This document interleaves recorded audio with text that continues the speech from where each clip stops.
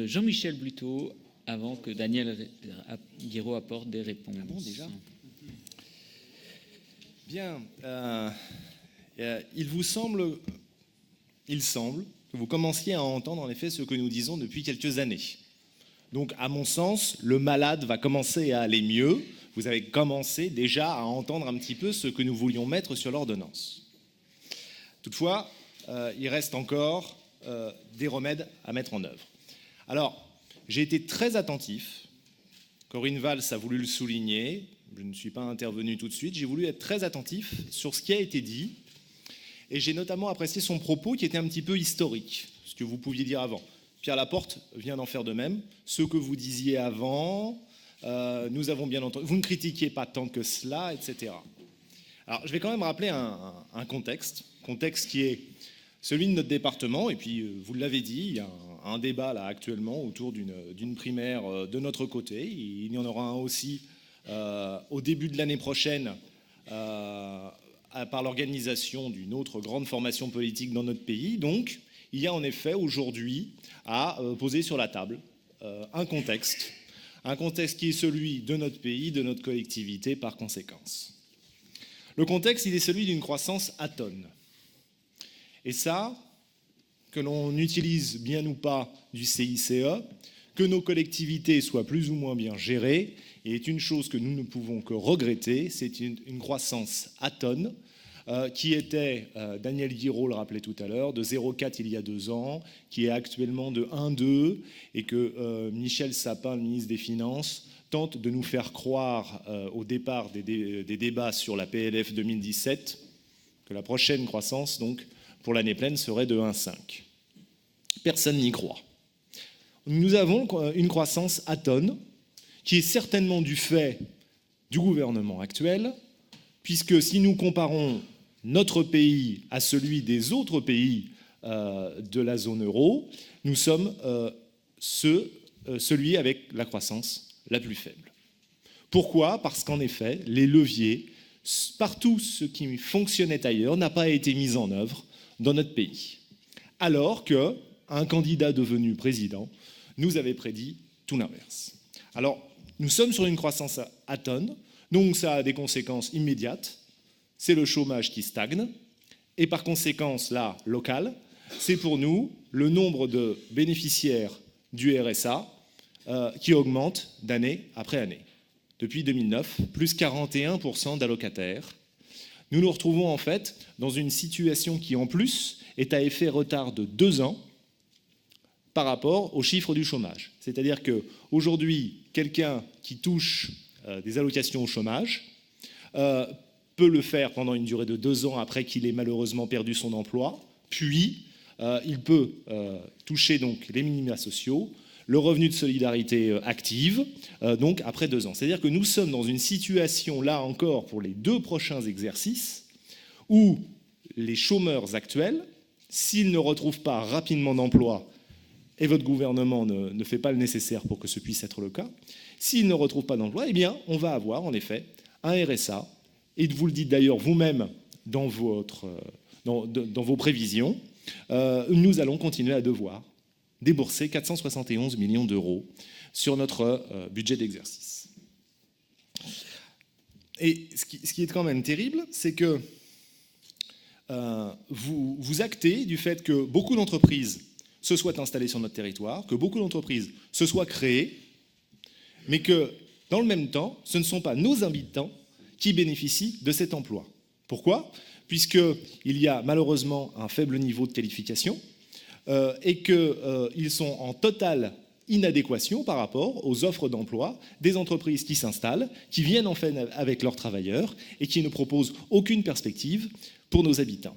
Alors, on se glorifie, et on a sans doute raison, de voir arriver beaucoup de sièges sociaux, notamment sur le quartier Pleyel, à la Plaine, autour du Stade de France, mais malheureusement, nos habitants n'en bénéficient pas.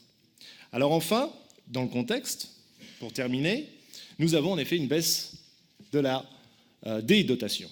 J'allais dire de la dotation globale de fonctionnement, mais les baisses de dotation. Donc nous nous retrouvons en fait dans une situation que vous avez pourtant souhaité voir totalement renversée, totalement changée en 2012, Et nous sommes exactement dans la même situation. Je terminerai mon propos tout à l'heure, justement, par une comparaison avec notre débat d'orientation budgétaire de 2012.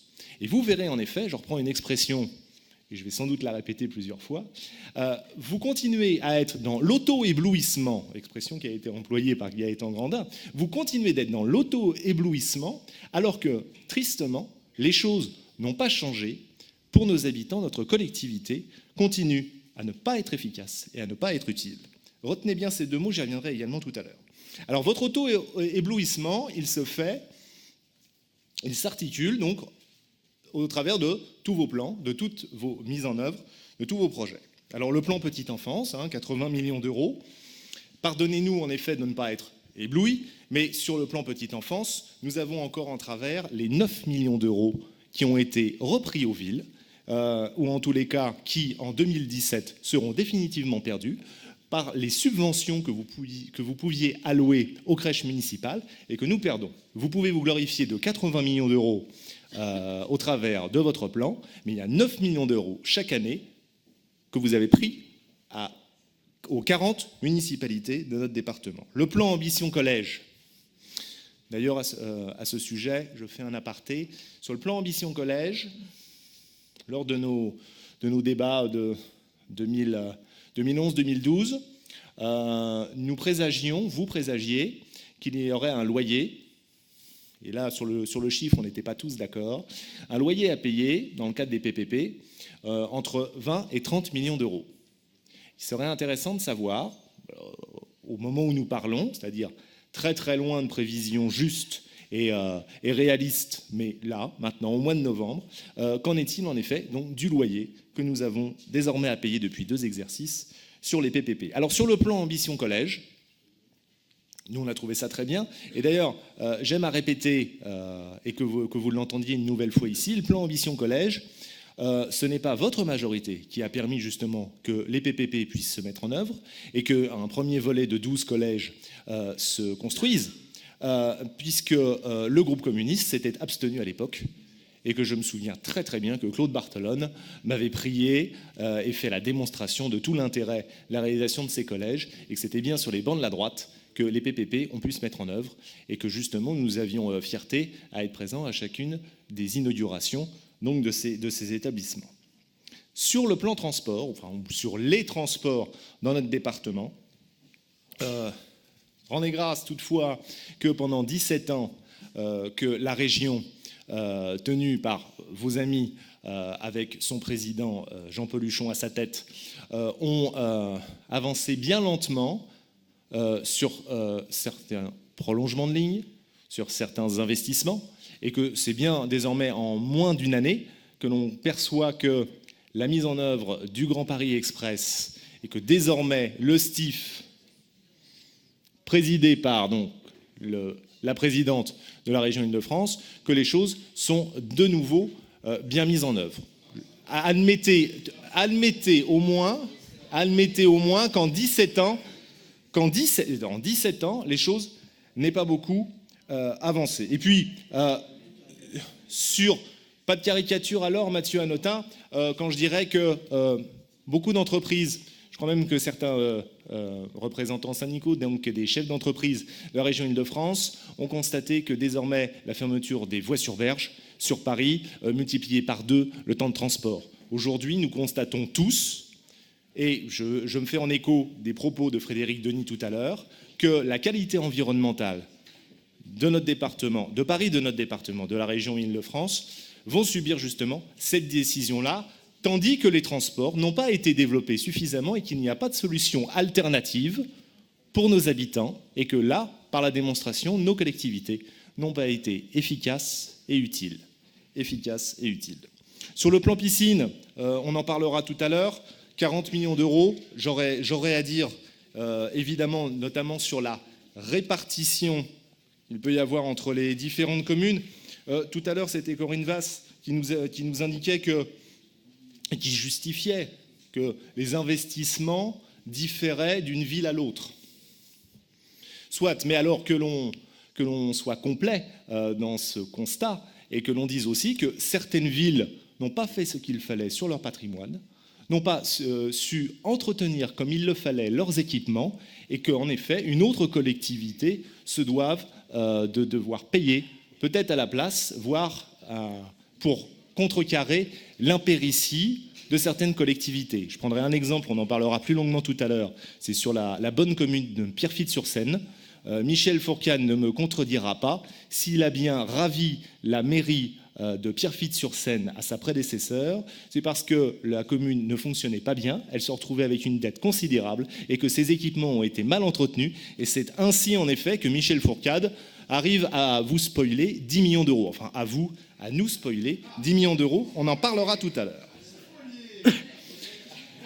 À vos parcs, 54 millions d'euros, donc grosso modo c'est un petit peu plus de 10 millions d'euros. Tu t'attendais à plus, Michel? Mon Dieu.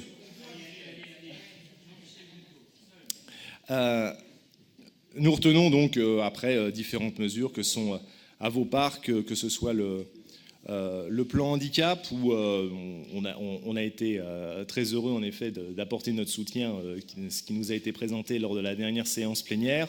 On retient toutefois que les associations continuent à nous dire que les retards de traitement de dossiers restent intolérables pour les bénéficiaires, puisque ces retards, ils restent conséquents même s'ils ont été résorbés.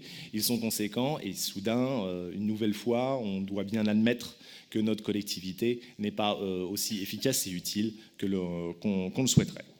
Alors plus globalement sur les recettes, puisqu'on est toujours dans l'auto-éblouissement, vous constatez que les recettes ne seront pas, ou vous regrettez qu'elles ne soient au montant que vous souhaiteriez. Alors, vous fustigez la région concernant le CVAE.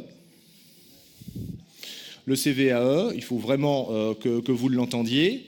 Il y a une négociation qui s'est menée avec Matignon pour que la part dynamique donc, puisse revenir. Mais il ne faut pas oublier que l'ensemble des décisions qui sont prises aujourd'hui par la région sont conduites, sont contraintes par le prix unique du pass Navigo, qui donne à la région Île-de-France un manque à gagner de 300 millions d'euros. Vous avez fait une promesse électorale lors du scrutin de l'année dernière à la région. Vous avez soutenu une volonté folle que le pass Navigo soit à tarif unique pour l'ensemble des franciliens. Ça donne un manque à gagner pour la région Île-de-France de 300 millions d'euros. C'est-à-dire que vous étiez dans une promesse électorale avec un chèque en blanc et qu'aujourd'hui, en effet, il y a des arbitrages. Toutefois, je relève que le département se trouve plutôt contenté lorsqu'il réclame, par exemple, pour le district de football 93, où en effet on était dans une situation de blocage en début de saison sur l'ensemble des rencontres de football, donc des clubs amateurs, et que c'est la région qui a apporté 100 000 euros pour que le déménagement du Blanc-Ménil vers la Courneuve, du siège du district 93, puisse se faire. On a parlé tout à l'heure du parc de la Poudrerie. Faut-il que, d'une façon, pardonnez-moi avec tout le respect qui est dû à votre fonction, Monsieur le Président, mais par le côté ridicule de fermer le parc de la Poudrerie pour arriver en effet à avoir un discours où il y a l'engagement de la région qui est maintenu à hauteur de 450 000 euros pour l'année prochaine. De la même façon, Pierre Laporte,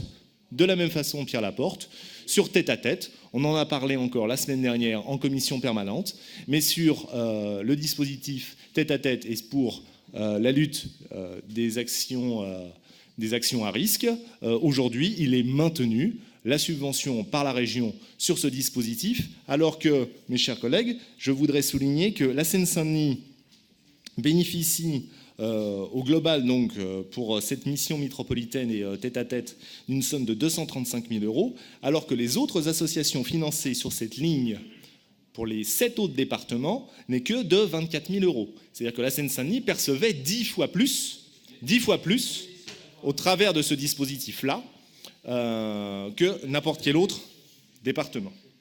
Alors, quand même, sans doute, pour vous dire que, en venant ici, j'ai bien évidemment imaginé que nous ayons des discours politiciens. et que l'on ait oublié l'utile et l'efficace. L'utile et l'efficace, vous savez, je ne cesse de répéter ces deux mots, mais vous savez que dans une étude récente, les habitants, nos concitoyens, ne demandent que deux choses à une collectivité locale: d'être utile et efficace.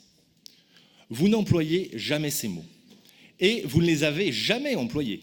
J'ai repris donc le débat d'orientation budgétaire du 16 février 2012, comme quoi à cette époque-là, on pouvait retarder un petit peu les débats budgétaires, peut-être était-ce politicien. Et à cette époque, déjà, il y avait des mots qui n'étaient pas ceux d'efficacité et d'utilité, mais qui étaient de la baisse de la dotation globale de fonctionnement. Déjà à l'époque, on était bien triste que l'État, ce vilain gouvernement, puisse réduire encore les dotations. Les choses ne se sont pas améliorées. À l'époque, nous avions le problème de la sécurisation de la dette. Les choses iraient mieux, bien que Daniel Guiraud l'a dit tout à l'heure, il a encore parlé d'emprunt toxique, mais qui, grâce à la finance, grâce à nos prêteurs, tente à se résorber. À l'époque, vous veniez de finir des opérations de communication, puisque vous disiez que la culture et le sport étaient en danger. Bon, il était entendu que c'était dans une geste politicienne, et vous dénonciez la libéralisation dégénérée. C'était une formule de Claude Barthelone, la libéralisation dégénérée. On sait très bien que lors du discours du Bourget, François Hollande avait considéré que la finance était son ennemi. La finance ne s'est jamais aussi bien portée encore ces derniers jours. Et enfin, pour véritablement sourire, et certainement pour être en écho de ce que disait Hervé Chevreau tout à l'heure, Claude Barthelone défendait à l'époque une fusion de Paris et de la petite couronne. Il proposait en fait une solution qui est assez proche de ce que vient de proposer Hervé Chevreau. Alors, j'en finis par là pour vous dire qu'à l'époque, c'était évidemment politicien, et qu'aujourd'hui, bizarrement, vos critiques à l'endroit du gouvernement ne sont pas aussi importantes. À l'époque, vous aviez utilisé des mots, alors c'était évidemment Sarkozy, il y avait quand même eu à l'époque 18 interventions, près de 3 heures de débat, et alors vous utilisiez des mots comme Sarkozy, la droite, 16 fois, le libéralisme, 19 fois, et à l'époque, vous aviez fustigé 61 fois le gouvernement. Ce matin, vous n'avez pu prononcer que 5 fois. Et à aucun moment, vous n'avez pensé efficacité et utilité, et c'est véritablement regrettable. J'en finirai là.